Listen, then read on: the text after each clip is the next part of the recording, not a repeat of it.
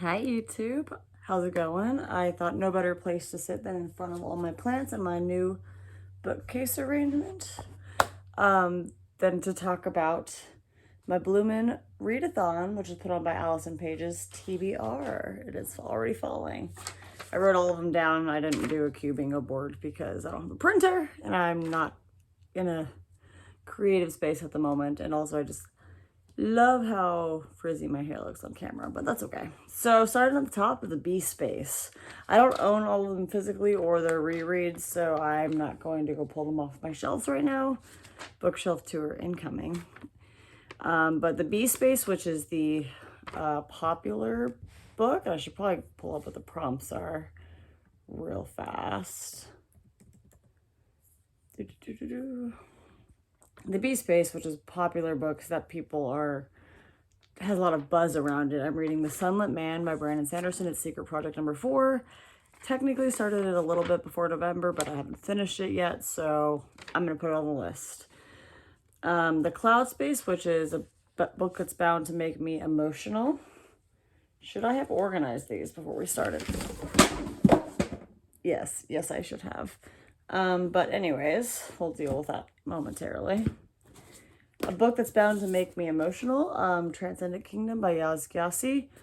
I've heard a lot of good things about this book, but it's a PhD candidate who is studying like neuroscience and medicine, is determined to find the scientific basis around suffering, probably because she's gone through some intense suffering in her life. Sorry, I'm getting so close to the camera to reach these other books that I dropped.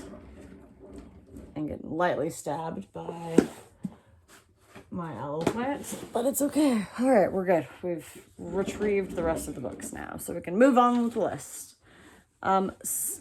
Sun Space. I am going to read Small Gods, by Terry Pratchett. The Sun Space is a book that's bound to make you happy. I've not read a Terry Pratchett that's not just made me joyful and happy and excited and all of the above. So this one I think is, so it's one of the Discworld books. They're all in the same universe. They're not all like related in terms of you have to read them by, like, you don't have to read them in chronological order, but this is, I think specifically the one about like the universe being on the turtle's back, if I had to guess. So I'm excited to read it. Next is the Moon Space. Read a book that takes place in a country that isn't your own. We all live under the same moon. This book is partially, it takes place in 2 different times and 2 different places.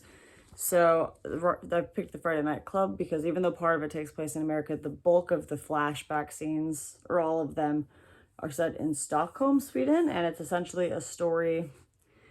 Well, I'll just read you the little blurb. While men have long been credited with producing the first abstract paintings, the true creator was actually a woman, Swedish artist Hilma af Klint, who was inspired by her mystic visions. So, and so Hilda brings together a mysterious group of female artists to do Friday night artist things. And I imagine it's a story about like women and artistry and challenging social expectations, so I'm excited to read it. What is next? Oops. Tree Space. Read a nonfiction book. I'm borrowing this from a coworker, but it's called I Will Make You Rich. It's about time I try and get my finances in order, so I'm trying to do that, and I feel like a book with some pro tips on that will be helpful. Daffodil Space, which is read a book that centers non-romantic love.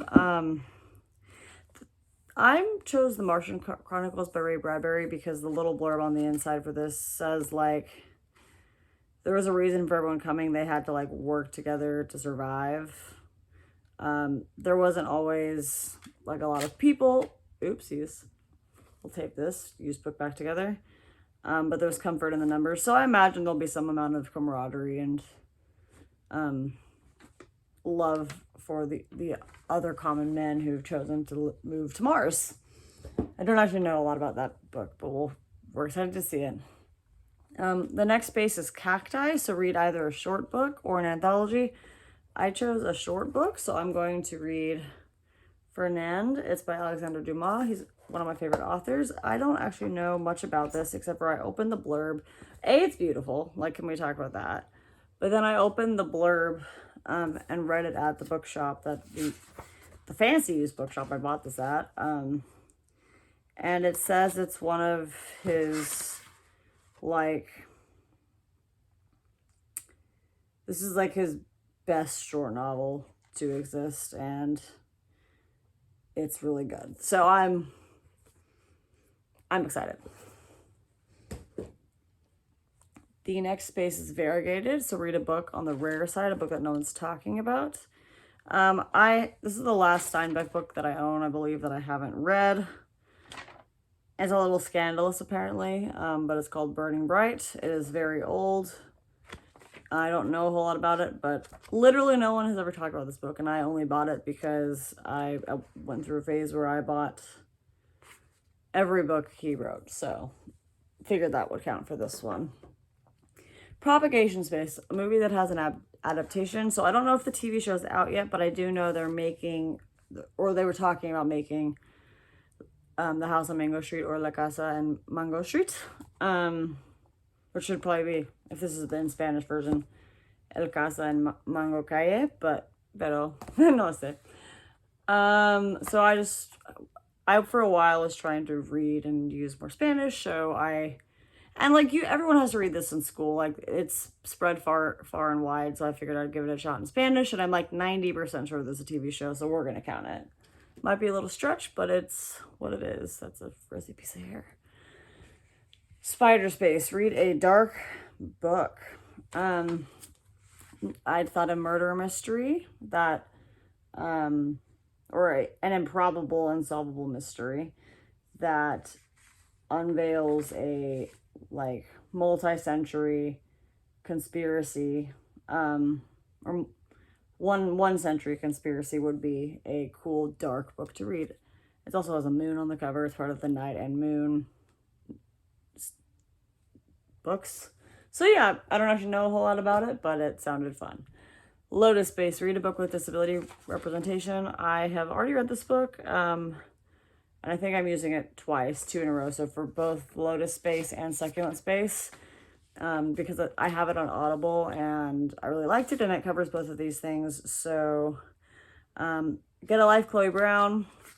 She's a chronic pain, illness, and disability because of that. And it's also quite spicy. So I feel like it makes me hot, and it covers the disability representation, and it's also just a fun book, so I wanted to read it again. And it's an Audible, so it gives me a way to integrate more books into my very long list of books here. The next section, or the next one, is White Lily Space, which is read a book where death or grief is the theme, and I'm reading the Farseer trilogy. The first book is called The Assassin's Apprentice. This poor kid has gone through a lot already. It's a very dark, depressing book, and he's also learning about doing murder, so that's even more dark and intense, so I figured that would be a good book for this as well. Next up, sorry everybody, we're all over the place today, but we're excited to be making a video for y'all, and I gotta get this out because this month is already started. Again, this is kind of where we start to reuse books, but the Snail Space is read a book that is a slow burn. And when I read classics, specifically Dumas, I like to really sit in it and read it slowly, so I'm going to use Fernand again for this spot, because it's kind of hard to predict what's like going to be a slow burn romance or slow burn this, but I figured I'm going to just sit and enjoy and read this book slowly, so that's going to be a slow burn for me. Water Space, which is a book or an author I'm thirsty for more of, so we're going to again use this Steinbeck book, Burning Bright, because I haven't read anything of his in a while, and it's one of my favorite authors, for better or worse, for whatever that says about me, so I'm excited to read more of his work. I'm thirsty for it, you could say. Fertilizer Space, read a book that will nourish my soul. I'm also going to use the Friday Night Club for that because I think a story of like women creating and like spending time together and like just being themselves in a safe space and learning and all of that will be a fun book to read. I think that will nourish my soul. Green Carnation Space, it's also a reread because I didn't own any that I could clearly tell were LGBTQ plus representation, so I wanted to really make sure I got it. And it's a fun read as well.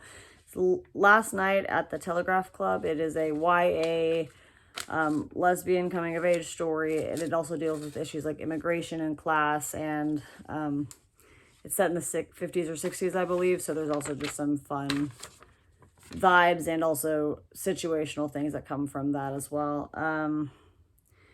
Tulip Space, which is a book that centers around romantic love. I'm going to read The Dead Romantics.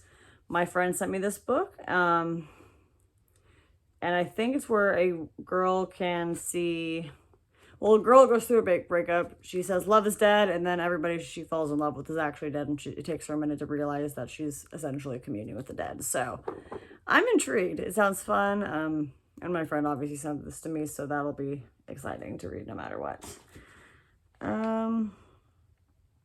Ladybug Space. Read a book with a cute or simple cover, but you know the pages will destroy you. Ladybugs are good in the garden. They eat the crap out of the other pests that are trying to eat my tomatoes.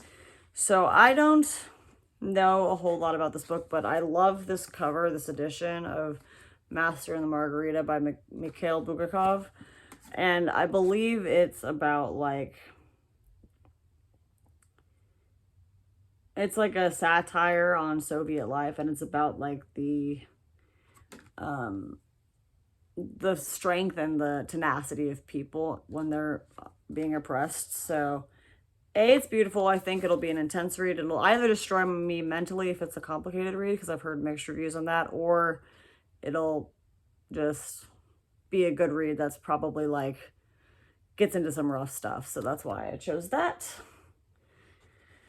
The next space is the Root Space. So revisit, reread a book. I could pick one of those other ones I already had, but I really, really, really, for coziness, for vibes, for all of that, want to reread, and it's way over there, Legends and Lattes. So I might even just do that one this weekend. We'll see. I just really would like to reread it. The next one is Earth Space. So read a book that was published or takes place before the 1990s. There's a new bookstore, a little cutesy little bookstore in my town. I don't know anything about this book. I don't know what it is, but it's historical fiction.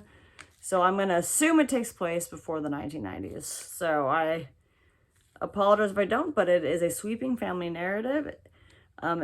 Unfolding events in South America. This woman has led quite a life, and it begins in one pandemic and ends in another. So I know there's a big one in 1800 and another one in the early 1900s. So we'll see if this fits the bill or not, but I just love the idea of the blind date with the book for historical fiction. It's very cute. Ivy Space. Read a book that was highly rated. I'm going to again use Transcendent Kingdom here. I've only ever heard good things about that book. I'm very excited to read it. Dandelion Space. So it's like Weed, that book that's been on the TBR for way too long. I keep trying to read this book. I keep putting it on TBRs, and I just don't get around to it. So I'm saying it again, because I will read Toni Morrison. I've decided to read The Bluest Eye first. I own another one as well, but I think I like... This one sounds like it will destroy me emotionally, but maybe less intensely than the other one. So I'm really excited to read this. I will... Y'all heard it first. I will read this book for Blue Moon Readathon. Did I read it? Check my Goodreads in a month. And last but certainly not least, Mole Space. Read a book that features a strong antagonist.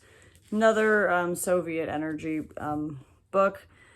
I would like to read We the Living by Ayn Rand. I've read all of her other books. They are very thought-provoking, very interesting. And this one takes place during the Russian Revolution, and it's all about the people fighting for what they believe, what they want, all of those things. So it is obviously a study of socialism, because all of her books are, but I'm excited to see like the personal aspects of this. And I do believe this book has to have at least one strong protagonist because her books usually do, and the concept of the book implies that. So that is the books I would like to read for Bloom and Readathon. Wrote it down on a cute little piece of paper. They're going to be in a nice little stack over there on my window seat. And I hope you all are excited to see more videos from me more regularly. Fingers crossed I can keep my stuff together to do that for you all. But that's all we have for today. If you're participating in this readathon, which I will link in my description, the actual videos and stuff for it, let me know what you're reading, or if you have any better recommendations for some of the categories I talked about. Thanks, y'all. Bye.